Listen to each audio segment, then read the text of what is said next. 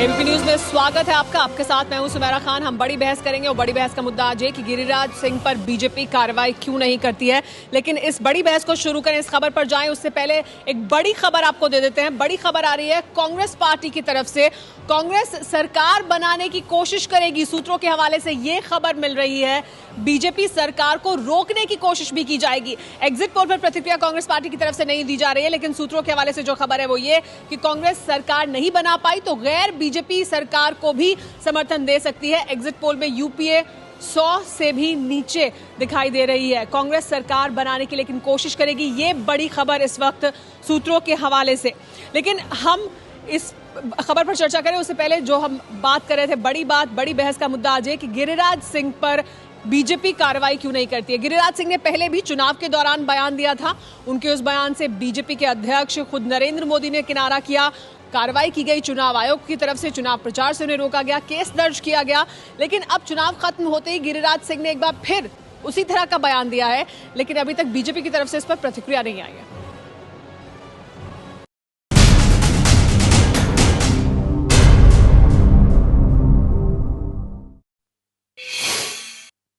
हम मोदी जी को लाने वाले हैं, अच्छे दिन आने वाले हैं।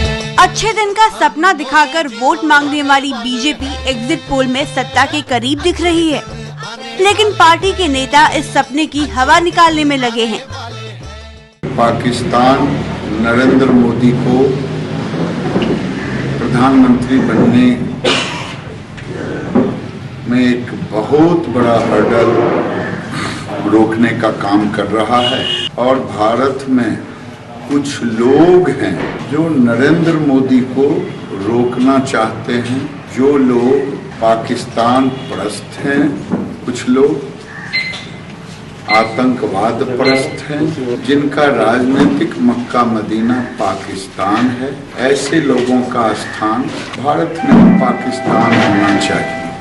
चुनाव प्रचार के दौरान भी उन्होंने इसी तरह का बयान दिया था, जिसके बाद उनके प्रचार करने पर रोक तक लग गई थी। गिरिराज आज के बयान के बाद कह रहे हैं कि उन्होंने तब भी कुछ गलत नहीं कहा था और आज भी गलत नहीं कह रहे। मेरे बयान को पूरी तरह से, जैसे अभी आप लोग विवादित कर रहे हैं, उसी समय पहले भी विवादित करने की कोशिश की। लेकिन नरेंद्र मोदी ने गिरिराज के तब के बयान से पल्ला झाड़ लिया था। मेरी इंटरनल व्यवस्था में वो न किया होता तो वो कंटिन्यू नहीं रहता क्या? बंद हो गया कि नहीं? बंद हुआ कि नहीं हुआ? इसका मतलब मैंने कोई टफ स्टैंड लिया है, इतना तो आप भी समझ सकते हो। लेकिन वो मुझे मीडिया में जाकर के वो हल्ला करना चाहिए, जरूरी थोड़ा है क्या? गिरिराज के ताज़ा बयान ने विरोधियों को बीजेपी पर हमले का नया हथियार थमा दिया है। गिरिराज सिंह जैसे लोग अपनी मानसिकता से ऊपर उठ ही नहीं सकते हैं। गिरिराज सिंह जी जैसे लोगों को राजनीति की पूरी प्रक्रिया से बाहर कर देना चाहिए। गिरिराज सिंह बिहार के नवादा से लोकसभा के उम्मीदवार हैं। नीतीश सरकार में बीजेपी कोटे से मंत्री रह चुके हैं और नरेंद्र मोदी के कट्टर समर्थक माने जाते हैं। लेकिन सवाल ये कि ऐसे बयानों से गिरिराज क्या साबित करना चाहते हैं?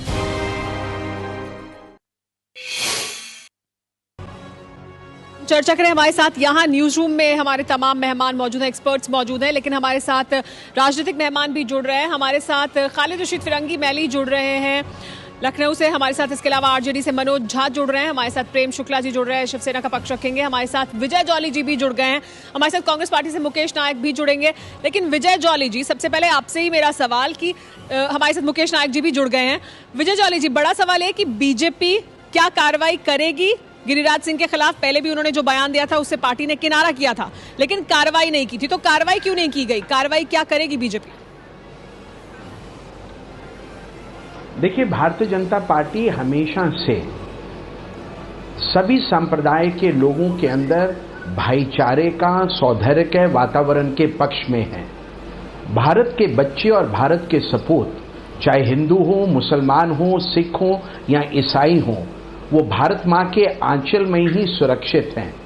अगर किसी भी प्रकार का इसके विपरीत बयान किसी भी पार्टी के नेता ने दिया है, वो उसका निजी बयान हो सकता है, लेकिन भारतीय जनता पार्टी उसमें विश्वास नहीं रखती है। कार्रवाई क्या होगी मैं उसके बारे में नहीं कह सकता, क्योंकि मैं कार्रवाई करने वाली समिति का सदस्य नहीं हूं। साहब, एक हाँ, ये जरूर कह सकता दोगे? हूं कि भारतीय जनता पार्टी की रीति नीति सभी संप्रदाय के एक नोटिस दोगे लेकर चलने विजय की विद्रोही है, आपसे सवाल पूछे। और भारतीय जनता पार्टी की उस पॉलिसी को आपके समक्ष, आपके व्यूअर्स के समक्ष विजय जॉली जी, जिम्मेदारी। आपने अपनी बात रखी, सवाल सुनिए। एक नोटिस दोगे? नोटिस, या पहली बार भी बोला था तब एक नोटिस थमाया था क्या कि आपने ये बयान क्यों दिया, या ट्विटर पे चलता रहेगा मामला? देखिए, भारतीय जनता पार्टी अपने कार्यकर्ताओं, अपने उम्मीदवारों और अपने नेताओं पे किस प्रकार से नोटिस के माध्यम से, वार्तालाप के माध्यम से या उनको कार्यालय में बुलाकर उनसे बात करने के बारे में, ये तो भारतीय जनता पार्टी स्वयं तय करेगी, ये आपके चैनल्स पे तय नहीं होगा। लेकिन भारतीय जनता पार्टी की अधिकृत नीति का खुलासा जरूर आपके चैनल पर मैं पार्टी की ओर से कर रहा हूं। पार्टी उनके बयान से सहमत नहीं है, ये बयान उनका हो सकता है, लेकिन पार्टी का ये अधिकृत मत है कि भारत के सबूत, चाहे वो किसी भी संप्रदाय से क्यों ना हो, वो भारत के बच्चे हैं, भारत के बेटे और बेटियां हैं, और वो भारत मां के आंचल में ही सुरक्षित है। विजय जॉली जी सुनिए, शंकर आइए सवाल। जॉली जी, भारतीय जनता पार्टी का एक रेस्पॉन्सिबल लीडर अगर एक मत रखता है तो वो निजी मत होता है? इसका डेफिनेशन क्या है? निजी मत क्या होता है? आप राजनीतिक मंच पर आपकी पार्टी के बिल्कुल आपकी बात से सहमत हूं। ये भारतीय जनता पार्टी एक ऐसी डिसेंट्रलाइज पार्टी है जिसमें कोई अपना मत रखने की हिम्मत कर सकता है। कम्युनिस्ट पार्टी में अगर विभिन्न मत रखा जाता है उसको बाहर का रास्ता दिखाते हैं। कांग्रेस पार्टी में सोनिया गांधी और 10 जनपद के सामने किसी की बोलने की ताकत नहीं रहती। अगर आम आदमी पार्टी में कोई विधायक उनके खिलाफ बात करता है, उनकी रीति नीति के नरेंद्र मोदी जी ने कहा था कि इस किस्म के बयान नहीं आएंगे। लेकिन भारतीय जनता पार्टी, विजय जॉली जी सवाल सुनिए, विजय जॉली जी संक्षेप में जवाब दीजिए, सभी आपसे सवाल लेना चाहते हैं, संक्षेप में जवाब दीजिए। रशीद किदवई, अभी मैं जरूर सबके सवालों का जवाब मैं आज अभी हाल में चिंता मत करिए। अभी हाल में श्री नरेंद्र मोदी ने एक इंटरव्यू में कहा था कि अब इस किस्म के बयान नहीं आएंगे, पूरे बंद हो जाएंगे। तो क्या नरेंद्र मोदी की बात लोग नहीं मान रहे? देखिए, मुझे लगता है कि अभी हमारी गिरिराज जी से बात नहीं हो पाई है।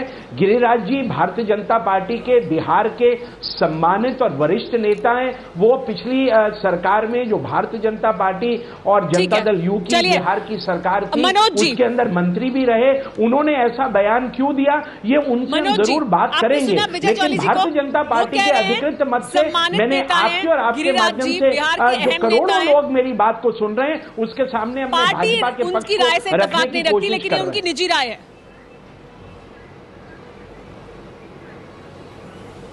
देखिए, सर्वप्रथम तो मैं मानता हूं कि अगर वो सम्मानित और बड़े नेता हैं तो सम्मानित और बड़े नेता का बयान और उसकी राय निजी राय नहीं हो सकती है किसी भी दल में, चाहे मेरा दल हो, भाजपा हो या कांग्रेस हो। तो ये तो स्पष्ट होना चाहिए। और ऐसी राय, ऐसी निजी राय जो भारतीय संविधान की अवधारणा के खिलाफ जाती हो, ऐसी निजी राय जो देश के माहौल को विषाक्त करती हो, ऐसी निजी राय जो इस बात को ताक पर रख दे कि मुल्क संविधान से चलता है, न कि नागपुर के संघ के विधान से।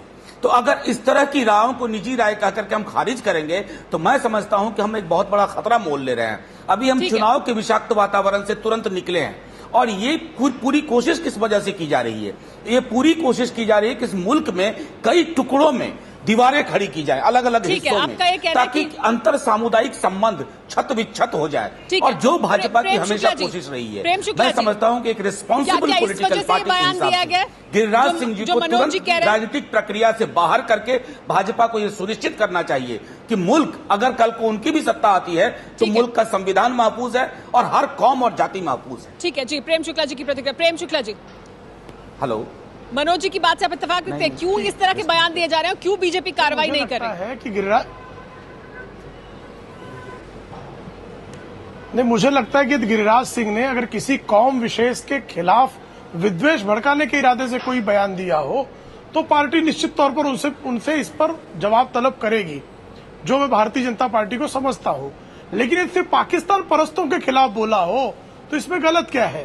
पाकिस्तान परस्तों के खिलाफ बोलना मुझे लगता है कि भारतीय संविधान का कहीं से उल्लंघन नहीं है। नहीं, लेकिन यदि उन्होंने किसी कौम में विद्वेष फैलाने का, किसी कौम विशेष को आरोपित किया हो। हमारे साथ कांग्रेस पार्टी से मुकेश नायक जी मौजूद हैं। मुकेश नायक जी, आपने विजय जॉली जी की प्रतिक्रिया सुनी। गिरिराज जी अपने समर्थन में खुद भी बयान दे चुके हैं। उनका कहना है कि उनका गलत मतलब निकाला गया, लेकिन आपको क्या लगता है बीजेपी कार्रवाई क्यों नहीं करती? गिरिराज सिंह इस तरह के बयान बार बार देते हैं तो। बकौल विजय जॉली हम यहाँ पर पूरे देश के सामने, देश के सबसे बड़े चैनल पर बीजेपी के एक जिम्मेदार और बड़े नेता के घटिया, अलगाववादी और सांप्रदायिक बयान पर यहाँ पर डिबेट कर रहे हैं। मैं ये कहता हूं कि ये सोची समझी रणनीति का एक हिस्सा है इनका दिया हुआ बयान। तिनका उड़ता है तो दिशा बताता है।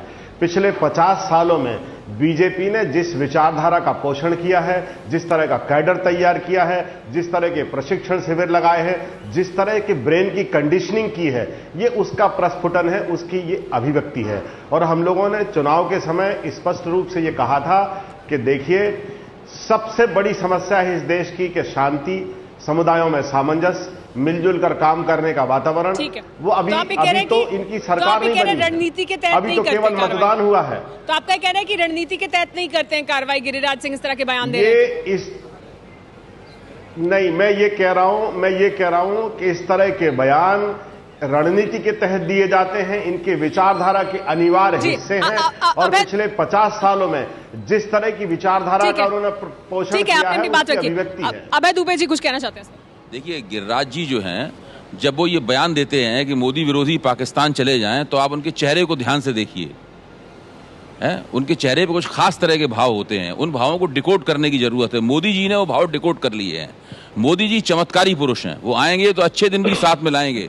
उन्हें चाहिए कि वो रात में सपने में आए गिरिराज जी के, और उन्हें एक मीठी झिड़की पिलाएं कि भाई वो इस तरह के बयान देना बंद करें, क्योंकि नोटिस तो भाजपा उनको देगी नहीं, अनुशासन की कार्रवाई उनके खिलाफ कुछ करेगी नहीं, तो मोदी सपने में आकर उन्हें रोक देंगे तो वो चुप हो जाएंगे। ठीक है, खालिद रशीद फिरंगी मैली हमारे साथ मौजूद हैं। खालिद रशीद फिरंगी मैली साहब, लेकिन इस तरह का बयान गिरिराज सिंह का पहले आया, आज भी उन्होंने बयान दिया, उसमें उन्होंने आतंकवाद को लेकर भी बात की कि एक ही समुदाय विशेष से क्यों आते हैं जो भी आतंकवादी हैं, इस तरह की बात भी उन्होंने की है। तो आपको क्या लगता है कि अब बीजेपी को एग्जिट पोल तो दिखा रहे हैं कि उनकी सरकार बन रही है, तो क्या फिर समुदाय विशेष, खासतौर पर मुस्लिम समुदाय, क्या फिर उन्हें डरने की जरूरत है?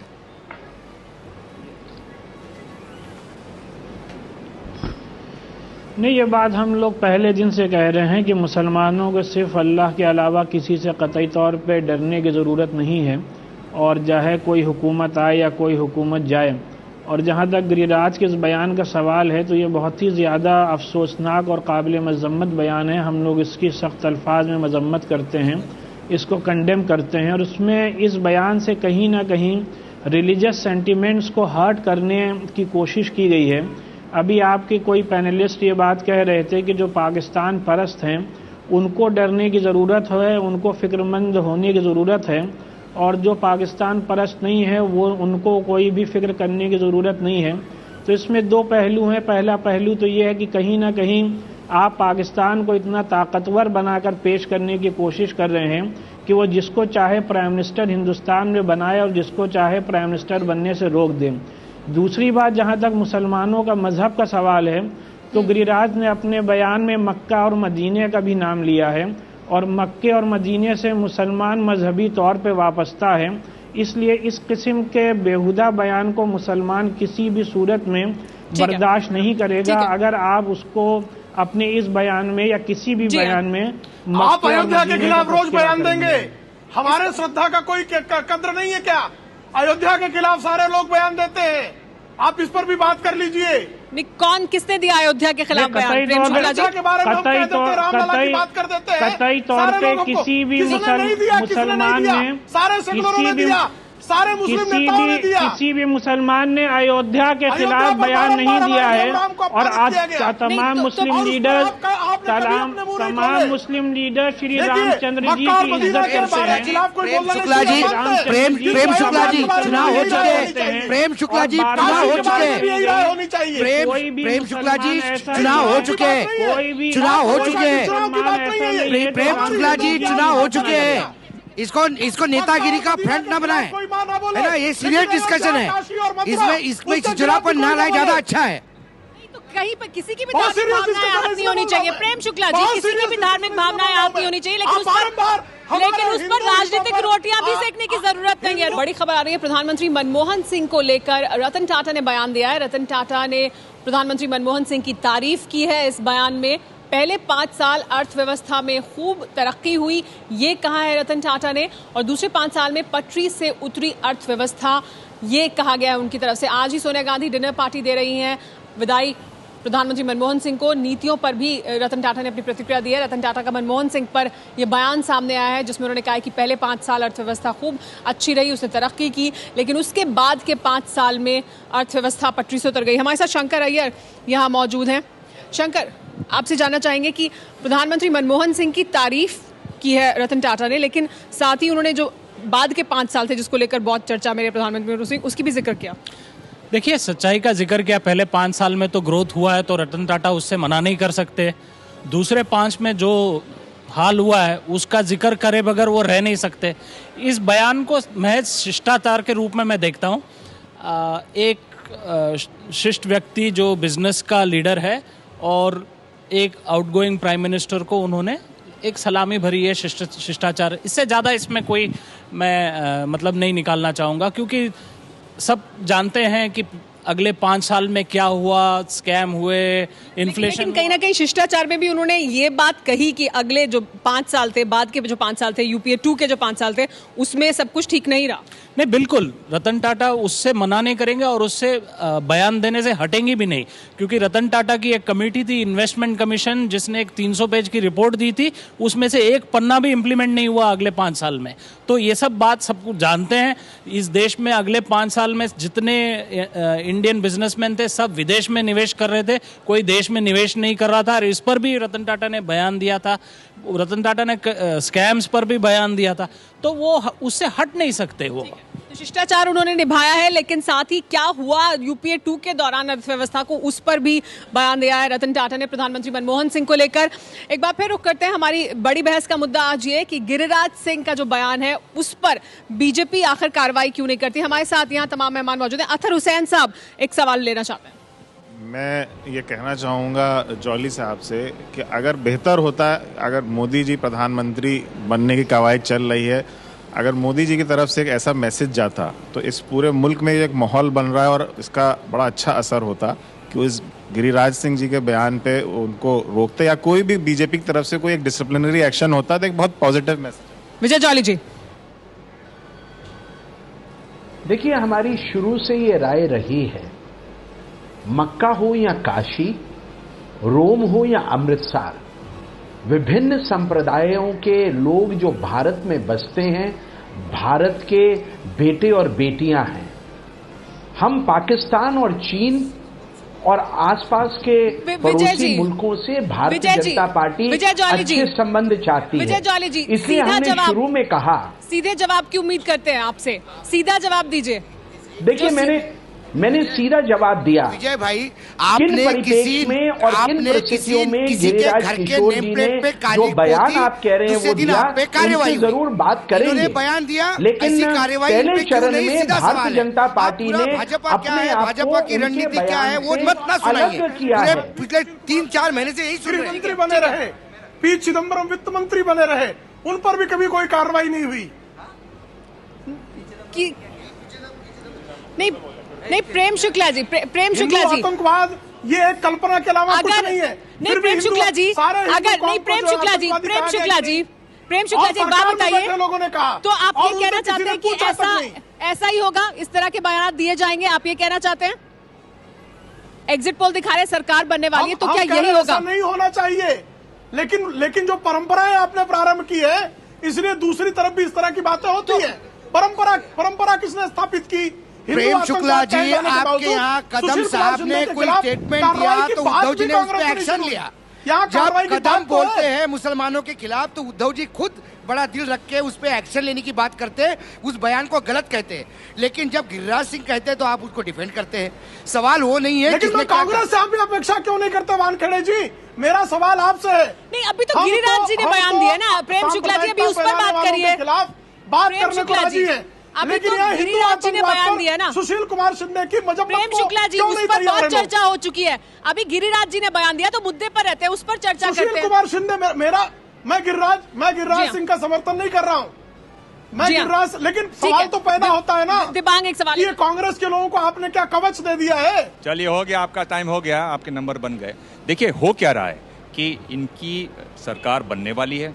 ये जो कोशिश हो रही है मेरे ख्याल से ये बहुत ही शर्मनाक किस्म की कोशिश है, पर ये एक ऐसी पार्टी है जहां लोग इस तरह के बयान देते हुए पार्टी में सीढ़ियां चढ़े हैं, पायदान चढ़े हैं। इन्होंने पहले भी बयान देने की कोशिश की पर उसके बाद इनको बंद करवा दिया गया। इनकी मुश्किल क्या है कि सुशील मोदी पिछड़े हैं, राज्य में बड़े नेता के तौर पर उभर रहे हैं, मलाई बंटने वाली है, आप अगड़ी जाति के हैं, बड़े नेता माने जाते हैं, आपका नंबर आ नहीं रहा है, तो आप इस तरह से बयान देकर अपनी तरफ ध्यान खींचने की कोशिश कर रहे हैं।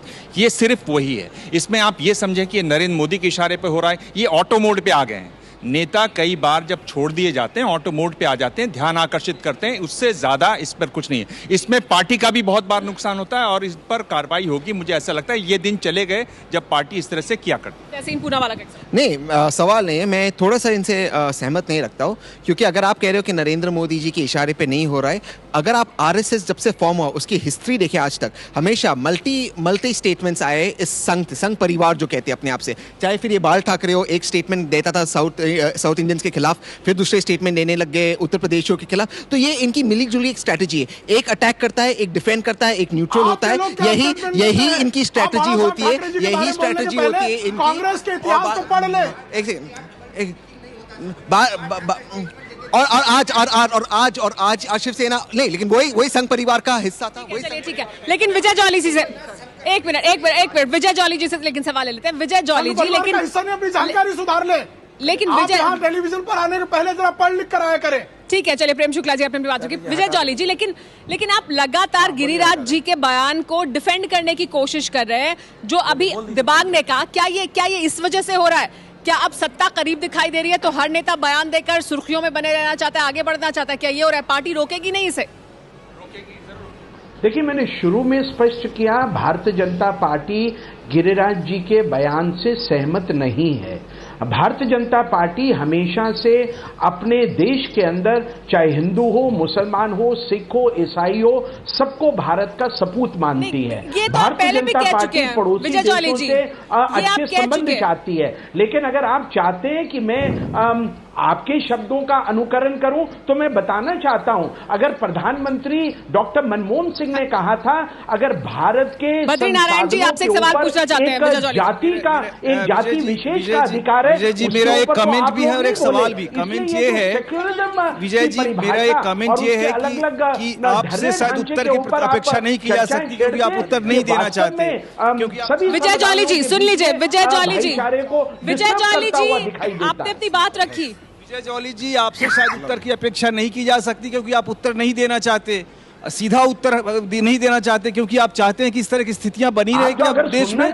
मैं सुन लीजिए, मेरी बात सुन लीजिए। क्या आप चाहते हैं एक ऐसा पॉलिटिकल क्लास देश में बने जो ऐसा बयान देता रहे और समाज के तांते टूटते रहे? तो अगर आप अपने कान बंद रखना चाहते हैं, सवाल तो सुन लीजिए। नहीं चाहते, this is your Vijay Jolly ji सवाल सुन लीजिए। अगर ऐसे बयान आते रहे इस देश में और समाज में तनाव बढ़ता रहा, कितना जीत के भी आप हार जाएंगे। बीजेपी जीतेगी, सरकार बनाएगी, लेकिन सामाजिक मूल्य हार जाएंगे। आप ऐसे में कैसे मेरा मानना है कि आप टीवी की डिबेट को विभिन्न संप्रदायों के बीच में वैमनस्य पैदा करने के लिए इस फोरम को यूज कर रहे हैं, और मैं इसको कंडेम करता हूं। मैंने शुरू में कहा, भारतीय जनता पार्टी सभी समुदायों का, सभी धर्मों का आदर करती है। चलिए ठीक है, हमारे साथ शेष नारायण जी मौजूद है, वो इस पर प्रतिक्रिया देना चाहते हैं। ये बड़ा सवाल है कि ये बयान पहले भी दिया गया, किनारा किया गया उससे, लेकिन फिर वो इस तरह का बयान दे रहे हैं, तो ऐसा क्यों? नहीं, ये अगर जो एक जनरल माहौल है अल्पसंख्यकों को औकात बोध कराने का, सर्वेश्वर की लाइन है औकात बोध का फलसफा, तो औकात बोध कराने नरेंद्र मोदी थोड़े ही आएंगे। वो हर मोहल्ले में जो मुकामी आदमी होगा, जो टफी होगा, वो अपना ऐसे बकवास करना शुरू करेगा। और जहां जैसे अभी तो गिरिराज मंत्री भी रहे हैं, इस लेवल पे है, अभी ब्लॉक लेवल पे, मोहल्ले के लेवल पे, हर लेवल पे मुसलमानों को गरियाने का कल्चर शुरू होगा, और फिर तब वो औकात में आएंगे। ये बाकायदा ब्रॉडर डिजाइन का हिस्सा है, ये इनकी नीति का हिस्सा है, इसमें बुरा मानने की जरूरत नहीं। मनोज झा हमारे साथ मौजूद है। मनोज जी, आपसे जानना चाहेंगे कि क्या ऐसा हो रहा है? मनोज झा हमारे साथ इस वक्त नहीं है। मुकेश नायक जी हमारे साथ कांग्रेस पार्टी से मौजूद है। मुकेश नायक जी इस पर प्रतिक्रिया देना चाहते हैं। जी मुकेश जी। शीतल जी, अभी आपने जॉली साहब का बयान सुना और इसीलिए ये मुहावरा बना है कि मुंह में राम बगल में छुरी। जिस वातावरण में, जिस वैचारिक धरातल पर बीजेपी के जो फ्रंटल ऑर्गेनाइजेशन है, जो अनुसांगिक संगठन है, ये पले बड़े हैं, इनका पोषण हुआ है, इतनी जल्दी ये विचारधारा बदलने वाली नहीं है। अगर कोई बीजेपी का नेता ये सोचे कि विश्व हिंदू परिषद, बजरंग दल की भाषा बदल जाए, वो एक संयम के साथ बात करें, उनमें उदारता और सहिष्णुता की राजनीति हो, ये भाषा नहीं बदलेगी, ये बिल्कुल संभव नहीं है। ठीक है, ये बयान इनके बदस्तूर जारी रहेंगे, पहले जारी रहे, भविष्य में भी जारी रहे। ठीक है, खालिद रशीद फिरंगी महली साहब, क्या फिर इस तरह के, शेष नारायण जिसकी बात करें, क्या फिर इस तरह का माहौल बनाया जाएगा? क्या डराने का, लोगों को डरा कर रखने का? अरे देखिए, हम लोग ख्याल में जो ख़ास आइडियोलॉजी है उसको ये लोग फॉलो करने की कोशिश करेंगे, लेकिन हम सबको इस बात को ध्यान में रखना चाहिए कि हमारा मुल्क हिंदुस्तान पूरी दुनिया में अपनी गंगा जमनी तहजीब के लिए मशहूर है और इसी के लिए इस मुल्क की इज्जत और एहतराम पूरी दुनिया में है।